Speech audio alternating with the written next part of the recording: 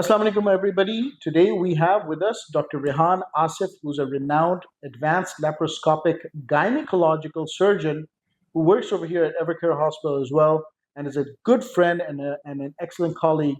He's always there to help you out when you need him. And he's specialized in doing laparoscopic gynecological surgery. So we're going to ask him a few questions today and find out what's the right answer to a few myths that are going around. So, Rehan, how are you doing? I am doing great. Thank you for these kind words. Okay. Well, Rehan, first of all, so there's a myth that it is not safe to do laparoscopic surgery for pelvic abnormalities like gynecological surgery. So, is laparoscopy just as good as open surgery for gynae surgery?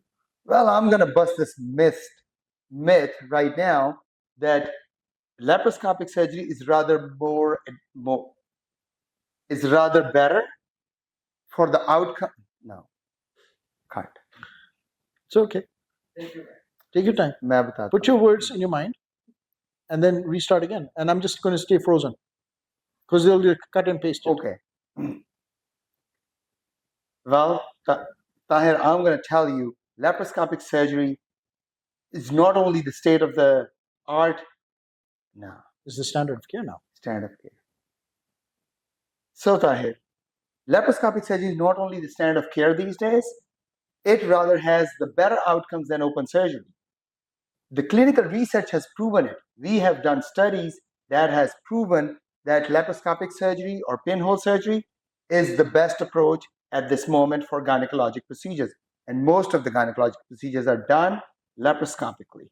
But I don't think everybody's able to do it. I mean, there must be, I mean, it's technique driven. So you have to have specific training to do laparoscopic surgeries. Oh, right? Absolutely. Absolutely. You need extensive laparoscopic training to perform all these complex laparoscopies, not only in urogynecology, gyneoncology, but in complex gynecology like endometriosis and ovarian masses. Now, you just touched about ovarian masses. So, I mean, can you do let's say somebody has a 12 centimeter cyst, which is almost the size of a grapefruit, right? Right. An ovarian cyst. Can you do that laparoscopically? Well, fortunately, you just came to my OR this morning and you saw that we were taking out two grapefruit size ovarian cyst on both sides. And we took it out laparoscopically. And the biggest incision was about 1 centimeter, which is about this big. Right. So, I mean, as long as you know the approach to these kind of diseases, they can be easily done laparoscopically safely then. Right. Rather, I would say that as far as you're very well trained, you'll be able to do it. The training is the key. Like yourself, you're the expert in bariatric procedures. I work mostly in the pelvic region.